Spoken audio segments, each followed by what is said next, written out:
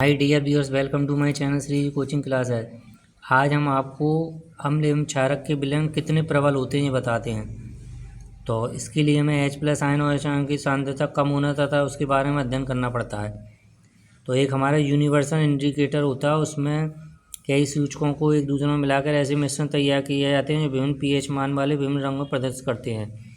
इस प्रकार के सूचकों के मिश्रण को सार्वत्रिक सूचक कहते हैं। जैसे कोलथोप एक सार्वत्रिक सूचक है, जैसे फिनोल्फथालीन, मेथिल रेड, एल्फा नेफ्लोथीन, थाइमेलोथीन तथा ब्रोमोथाइमिन ब्लू नामक 5 विभिन्न सूचकों का मिश्रण होता है। यह मिश्रण विशिष्ट पीएच को दर्शाता है। यह मिश्रण pH बराबर 4 पर लाल रंग, pH 5 पर नारंगी, 6 पर नींबू पीला रंग, 7 पर हरा। तो ये कलर आप पढ़ लेना, तो इससे हम आपको बता सकते हैं। इसके बाद आप देखिए, जो टेबल दे रखी है, यानी कि लार खाना खाने से पहले pH पत्र का रंग लगभग pH मान ये होता है। तो ये टेबल आपको केवल नॉलेज के लिए पढ़नी है। इसके बाद pH क्या होता है। सोरेनसन ने बताया कि किसी विलयन में उपस्थित हाइड्रोजन आयन ऋणात्मक लघुकणों के उस विलयन का pH मान कहते हैं। ये इसका अगर 7 से कम है तो वो अम्ल होते हैं, 7 से ज़्यादा है तो क्षार होते हैं, और 7 बराबर होता है तो उदासीन यानी कि जल होता है। तो ये देखिए, आप टेबल देख के इसको पढ़ सकते हैं।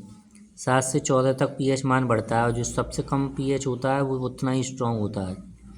यहाँ क्षार की शक्ति बढ़ रही है और यहाँ पर उल्टा होता है क्षार में। ये तुम्हारा H2SO4 में H+ आयन है, SO4 2- सल्फेट आयन है, और HCN हाइड्रोजन साइनाइड में हाइड्रोजन आयन और साइनाइड आयन है। ये पूर्णतः आयत नहीं होते हैं, दुर्बल अम्ल होते हैं ये हमारे। प्रबल एवं दुर्बल क्षारक कैसे पहचानेंगे। वे क्षारक जो जल में पूर्णतः वियोजित या आयनित होकर हाइड्रोक्स आयन OH- देते हैं, यानी पूरी तरह से वो वियोजित हो जाते हैं, जैसे KOH, NaOH और BOH2 यानी पोटेशियम हाइड्रोक्साइड। देखिए K+ और OH-। वे क्षारक जो जल में पूर्णतः वियोजन आयन नहीं होते हैं, दुर्बल क्षारक कहलाते हैं, जैसे NH4OH, AlOH3R, aluminium hydroxide, aluminium ion 3+ का चार्ज है इसमें हाइड्रोक्सन आयन। तो इस तरीके से प्रबलता। क्षारक की अम्लीयता किसी क्षार के अणु में प्रतिस्थापन योग्य हाइड्रोक्सिल आयनों की संख्या क्षारक NH4OH OH की अम्लीयता एक होती है, COH2 MgOH की 2 तथा FeOH की 3 है।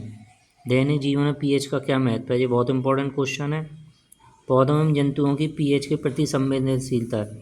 जीवित प्राणी केवल संकीर्ण जो हमारा शरीर 7 से 7.8 के बीच कार्य करता है।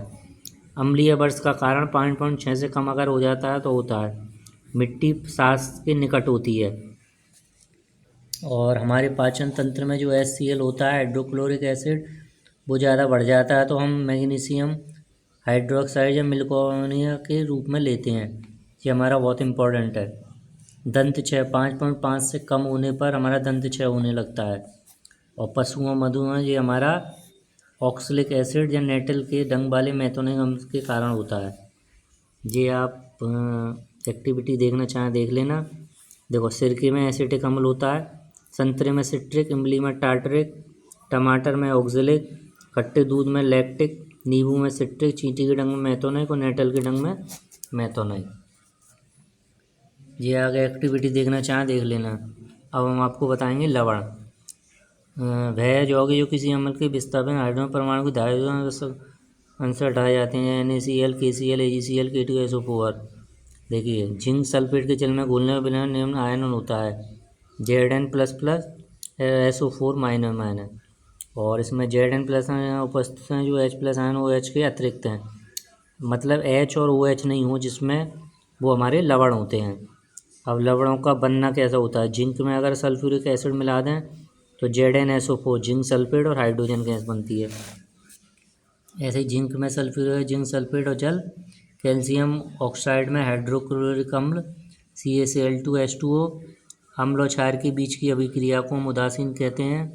और H कार्बोनिक अम्ल और सोडियम हाइड्रोक्स में ये हमारा धातुओं के साथ अम्ल के साथ अभिक्रिया देखेंगे। इसके बाद हमारे लवण जो होते हैं वो एक तो होता है नॉर्मल सॉल्ट, जैसे इस तरीके का होता है जो,